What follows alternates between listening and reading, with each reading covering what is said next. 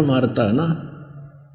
अब तो परिवर्तन होता जा रहा है हर एक चीज में, लेकिन पहले की बातें हैं। जब बब्बर शेर धाड़ मारता है तो कहते हैं वो उनका जो हाथियों का जो झुंड का मुखिया भी इतना भयभीत हो जाता है, लीद कर देता है, टट्टी कर देता वो, और चंगाड़ मार कर भागने की चेष्टा करता हूँ, सोचे आ गया पाछे थे। तो यहाँ कहते हैं दादू साहब तुलना कर रहे हैं कि केहरी नाम कबीर का और विखम, यानी वो भी खतरनाक है का विखम काल गजराज, और कहते हैं परमात्मा के सच्चे भजन के मंत्र से ऐसे भाजा जैसे शेर की धाड़ के सामने हाथी लीद करता हुआ भाग लेता है।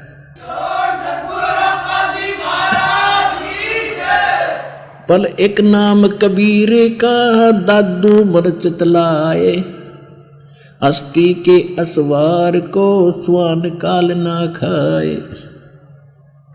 अब दूसरी पंक्ति में, दूसरी वाणी में दादू साहब जी परमात्मा की शरण में आए प्राणी को कितना सुरक्षित सिद्ध करना चाहते हैं कि आप कितने सुरक्षित होगे और काल की इस पहुंच से आप कितने बाहर होगे।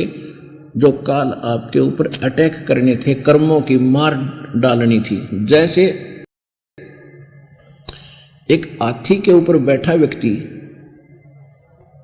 वो तो समझ लो भगवान की शरण में है जो हाथी पर बैठा है, और अब परमात्मा ने इस काल को कौन सी संज्ञा दी है? कुत्ते की।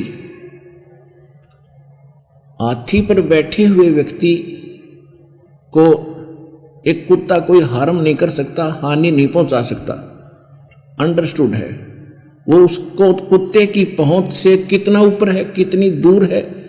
पहले तो हाथी के निकट नहीं आ सकता, और आ भी गया तो वो हाथी को कोई हानि पहुंचा नहीं सकता, उसके ऐसे मोटे मोटे पैरों हैं। और जैसे सूंड की रेंज में आ गया तो कुत्ते की जान पाव न टोई, कुत्ते को ये भी मालूम होता है। तो इसलिए कुत्ता हाथी से 50 फुट की दूरी पर ही भौंक सकता है, उसको देखकर भौंकता रहता है। तो कहने का भाव ये है परमात्मा का कि जब तुम कबीर परमेश्वर की शरण में आगे, आप बैठ गए हाथी पे, और काल के द्वारा आपके जो कर्म संस्कार बुरे थे वो समझ लो काल का रूप है, वो है कुत्ते। अब उन पाप कर्मों से, संकटों से आप इतनी दूर होगे जैसे हाथी पर बैठे व्यक्ति को कुत्ता कोई हानि नहीं कर सकता। ये समझ लेना।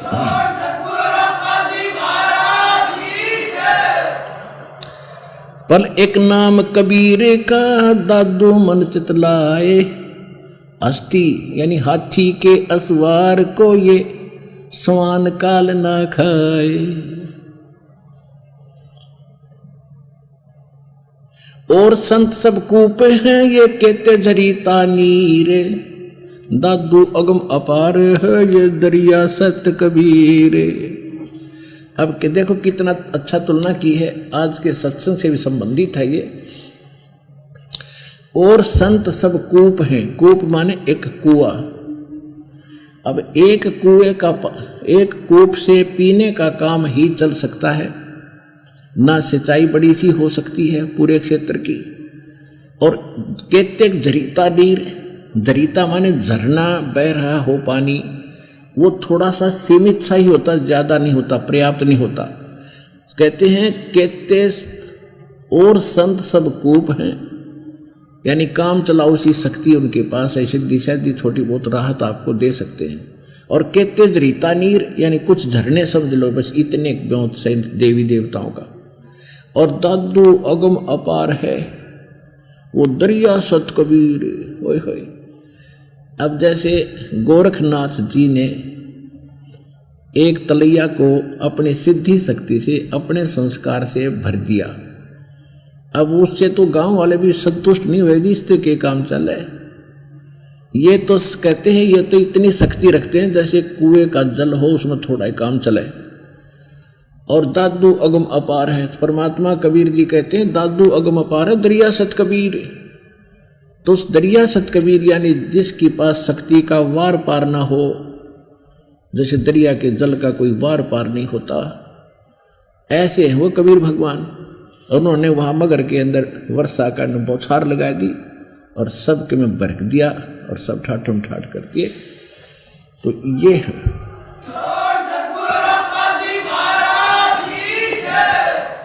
तो पुण्यात्माओं, आज आपको ये सिद्ध हुआ कि वेद बताते हैं परमात्मा ऐसी लीला करता है और उसमें लीला करते समय अच्छी आत्माओं को मिलते हैं।